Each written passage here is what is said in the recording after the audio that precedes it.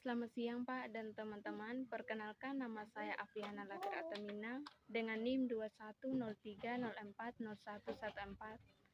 Pada kesempatan kali ini saya akan menjelaskan mengenai tujuan komunikasi politik. Oke, langsung saja. Tujuan utama dari komunikasi politik adalah menciptakan kesamaan pemahaman politik, misalnya pesan, permasalahan, isu, atau kebijakan politik antara suatu partai dengan masyarakat, atau membentuk karakter masyarakat agar sesuai dengan keinginan pemerintah atau sang komunikator politik. Selain itu, terdapat juga tujuan komunikasi politik lainnya, antara lain yang pertama, membentuk citra politik. Menurut Robert, menyatakan bahwa komunikasi tidak secara langsung menimbulkan pendapat dan perilaku tertentu, tetapi cenderung mempengaruhi cara khalayak mengorganisasikan citranya tentang lingkungan. Citra atau image adalah gambaran seseorang atau figur yang tersusun melalui persepsi yang bermakna melalui kepercayaan, nilai, dan pengharapan. Menurut Danimo, citra politik terjalin melalui pikiran dan perasaan secara subjektif yang akan memberikan penilaian dan pemahaman terhadap peristiwa politik tertentu. Yang kedua yaitu membentuk pendapat umum. Membentuk pendapat umum dikenal pada awal abad ke-18. Menurut Alcuin, menganggap bahwa suara rakyat adalah suara Tuhan. Pendapat umum adalah hasil interaksi antara orang-orang dalam suatu kelompok. Dan yang ketiga yaitu menggalang partisipasi politik. Menurut Kevin Herdwick, sebagai perhatian dari warga negara yang berupaya menyampaikan kepentingannya terhadap pejabat publik.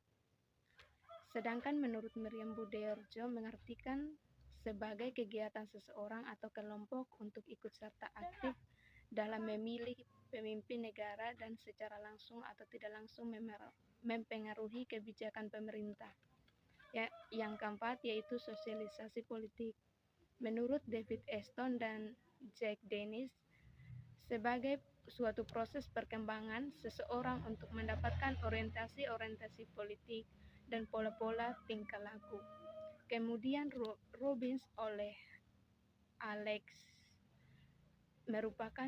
menyatakan bahwa sosialisasi politik adalah proses perubahan perilaku yang berhubungan erat dengan proses belajar pemahaman terhadap peristiwa publik. Yang kelima yaitu memberi pendidikan politik.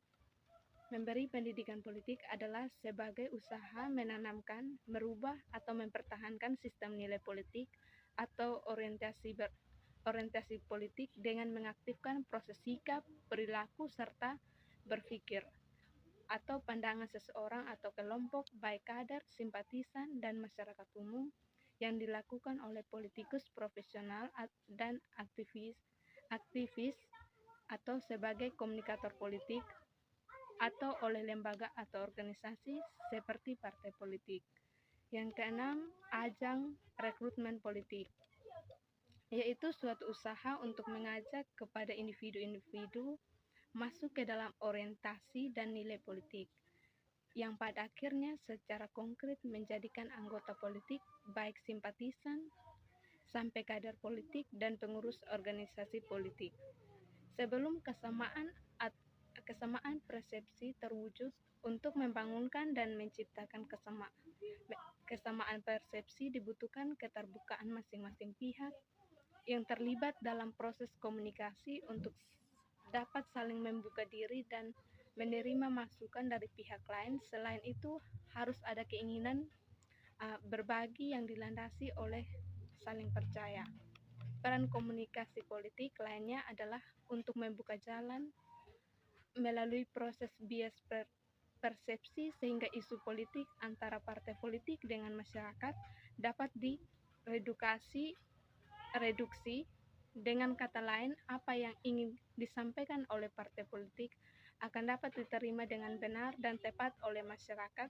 Selain itu, komunikasi dilakukan untuk memahami apa yang dirasakan dan dipikirkan masyarakat. Dari sini program kerja yang ditawarkan partai politik akan sesuai dengan apa yang diharapkan masyarakat. Demikian penjelasan yang bisa saya sampaikan. Sekian dan terima kasih.